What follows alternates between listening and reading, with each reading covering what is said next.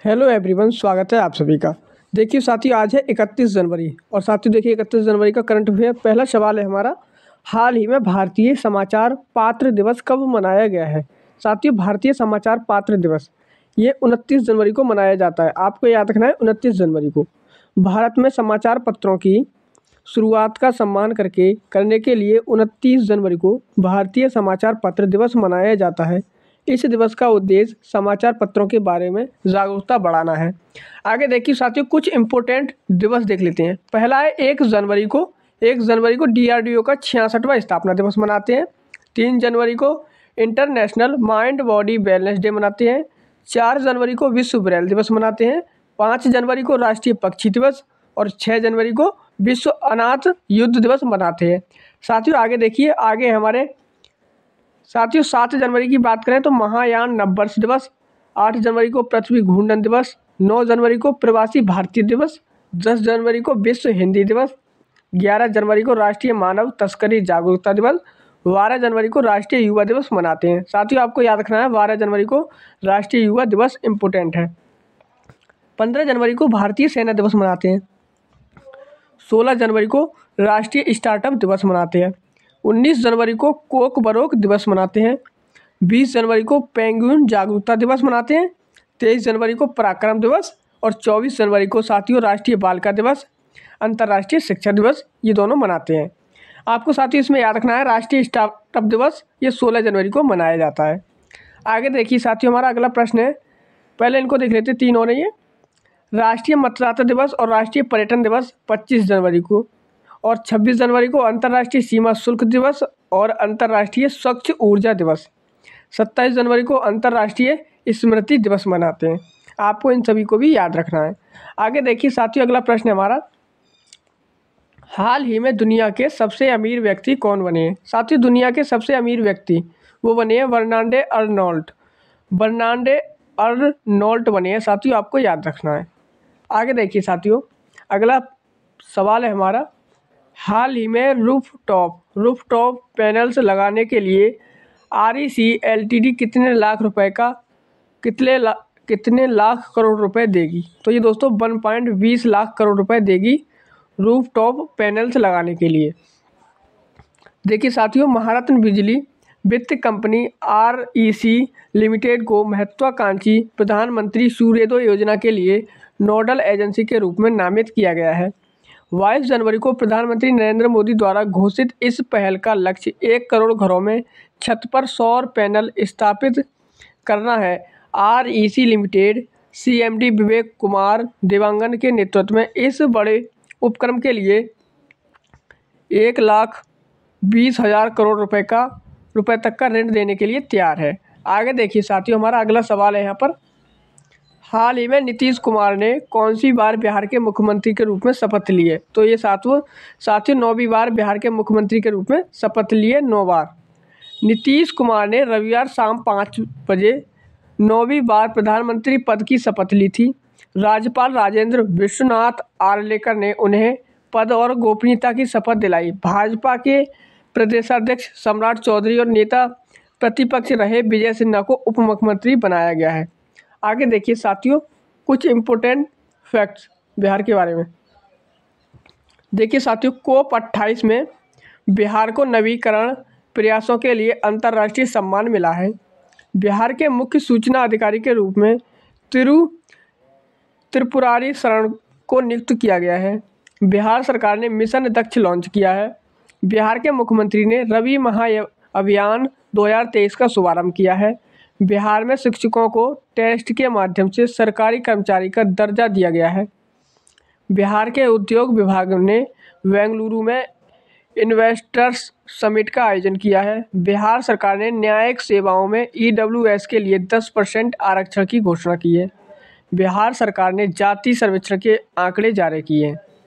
आगे देखिए साथियों, हमारा अगला सवाल है, हाल ही में किस देश की मशहूर पॉप सिंगर डानी ली। साथियों डानी ली का 42 वर्ष की उम्र में निधन हुआ है। ये कहाँ की हैं डानी ली ब्राज़ील देश की हैं। आपको याद रखना है साथियों, ब्राज़ील की हैं। आगे देखिए साथियों, हमारा अगला सवाल है, हाल ही में घोषित 69वें फिल्म फेयर अवार्ड में किसे बेस्ट एक्टर का अवार्ड मिला है? तो ये रणबीर कपूर को मिला है, आपको याद रखना है साथियों। रणबीर कपूर को फिल्म फेयर अवार्ड दिया गया है 69वें। आगे देखिए अगला सवाल है, हाल ही में आईसीसी ने किस देश के क्रिकेट बोर्ड से सस्पेंशन हटाया है? साथियों सस्पेंशन हटाया है आईसीसी ने, वो हटाया है श्रीलंका के बोर्ड से, क्रिकेट बोर्ड से सस्पेंशन हटा दिया है। देखिए साथियों, आईसीसी ने नवंबर 2023 में वर्ल्ड कप के दौरान श्रीलंका बोर्ड को सरकार के दखल के बाद सस्पेंड कर दिया था।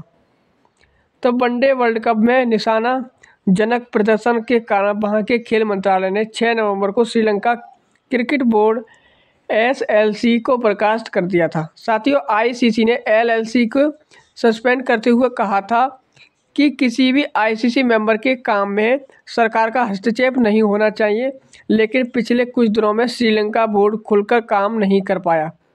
आगे देखिए साथियों, हमारा अगला सवाल है, हाल ही में परीक्षा पे चर्चा। साथियों परीक्षा पे चर्चा का 7वां संस्करण कहाँ आयोजित किया गया है? तो साथियों नई दिल्ली में आयोजित किया गया है परीक्षा पे चर्चा। इस साल परीक्षा पे चर्चा कार्यक्रम 29 जनवरी को दिल्ली के प्रगति मैदान में आरंभ भारत मंडप में हुआ है। इस दौरान पीएम मोदी स्टूडेंट के मन से परीक्षा के डर और तनाव को कम करने के लिए टिप्स शेयर किए हैं। ये परीक्षा पे चर्चा इवेंट का 7वां एडिशन है साथियों, 7वां एडिशन है। साथियों हमारा अगला सवाल है, हाल ही में कौन सा देश प्रशांत महासागर में 54,000 टन परमाणु संयंत्र का दूषित कचरा बहाएगा? साथियों प्रशांत महासागर में, जो कि दुनिया का सबसे बड़ा महासागर है, उसमें 54,000 टन परमाणु संयंत्र का दूषित कचरा बहाएगा। वो साथियों जापान बहाएगा। जापान को समुद्र के अंदर ज्वालामुखी विस्फोट के बाद एक नया द्वीप मिला है। इसरो जापान की स्पेस एजेंसी की मदद से अगला चांद मिशन पूरा करेगा। जापान के याकोहामा में डांसिंग पिकाचू कार्यक्रम का आयोजन किया गया है। 2022 में जापान की संख्या 8 लाख से अधिक हो गई है साथियों, 8 लाख से अधिक हो गई है।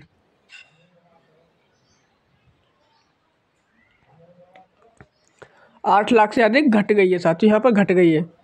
आगे देखिए साथियों अगला सवाल है, क्वेश्चन नंबर 10, हाल ही में किसे ऑनलाइन पेमेंट एग्रीगेटर के लिए आरबीआई से मंजूरी मिली है? साथियों ऑनलाइन पेमेंट एग्रीगेटर के लिए आरबीआई ने मंजूरी दे दी है, रिजर्व बैंक ऑफ इंडिया ने। तो वो दी है जोमेटो को दे दी है साथियों, आपको याद रखना है जोमेटो को दे दी है। आगे देखिए साथियों अगला सवाल है हमारा, हाल ही में किसने नई दिल्ली में सर्वोच्च न्यायालय की हीरक जयंती का उद्घाटन किया है? साथियों हीरक जयंती का उद्घाटन किया है, सर्वोच्च न्यायालय की हीरक जयंती का उद्घाटन किया है, वो किया है नरेंद्र मोदी ने। साथियों नरेंद्र मोदी जी ने किया है। आगे देखिए साथियों हमारा अगला सवाल है, हाल ही में भारत और किस देश की सेनाओं के बीच संयुक्त अभ्यास सदा तनसीख शुरू होगा? भारत और किस देश के बीच? तो भारत और सऊदी अरब के बीच सदा तनसीख जो संयुक्त सैन्य अभ्यास है वो शुरू किया जाएगा। देखिए साथियों सऊदी अरब ने पाकिस्तान की सबसे बड़ी तेल रिफाइनरी के लिए $10 बिलियन का निवेश किया है। फीफा क्लब वर्ल्ड कप 2023 का आयोजन जेद्दा शहर में किया जाएगा। भारत और सऊदी अरब के बीच अल मोहद अल हिंदी 2023 नौसेना अभ्यास आयोजित किया गया है। साथियों एक तो सऊदी अरब के बीच हो गया सदा तनसीख और एक हो गया अल मोहद अल हिंदी 2023, ये दोनों अभ्यास सऊदी अरब के बीच किए जाते हैं। आगे देखिए हमारा अगला प्रश्न है, हाल ही में वित्त मंत्री निर्मला सीतारमण कौन सी बार बजट पेश करके रिकॉर्ड बनाएगी? साथियों कौन सी बार? तो ये 6ठी बार बजट पेश कर रही हैं वित्त मंत्री निर्मला सीतारमण, ये 6ठी बार वित्त जो हमारा बजट है वो पेश कर रही हैं। साथियों आगे देखिए, वित्त मंत्री निर्मला सीतारमण अपना लगातार 6ठा बजट पेश कर इतिहास रचने को तैयार है, जो भारतीय संसदीय इतिहास में एक बेजोड़ उपलब्धि है। प्रधानमंत्री मोरारजी देसाई ने जिन्हें 10 बार बजट पेश करने का गौरव प्राप्त है, जो किसी भी वित्त मंत्री द्वारा सबसे अधिक है। आगे देखिए साथियों अगला सवाल है हमारा, हाल ही में भारतीय नाट्य विद्यालय का 21 दिवसीय भारत रंग महोत्सव कहाँ आरंभ किया जाएगा? साथियों, भारत रंग महोत्सव मुंबई में आयोजित किया जाएगा, आपको याद रखना है। आगे देखिए साथियों, अगला सवाल है, हाल ही में किस देश ने बच्चों के लिए दुनिया का पहला नियमित टीका कार्यक्रम शुरू किया है? साथियों, नियमित टीका कार्यक्रम शुरू किया है, कैमरून ने ये शुरू किया है साथियों, कैमरून। साथियों देखिए, हमारा जो कल का सवाल है वो है, हाल ही में थाई पुसम त्यौहार कहाँ मनाया गया है? साथियों, हमारा कल का सवाल था, तो आपको याद रखना है तमिलनाडु में मनाया गया है। हमारा आज का सवाल है, हाल ही में हॉकी 5वें नंबर का है, महिला वर्ल्ड कप किसने जीता है? साथियों, हॉकी महिला वर्ल्ड कप किसने जीता है, आपको ये बताना है किस देश के द्वारा जीता गया है।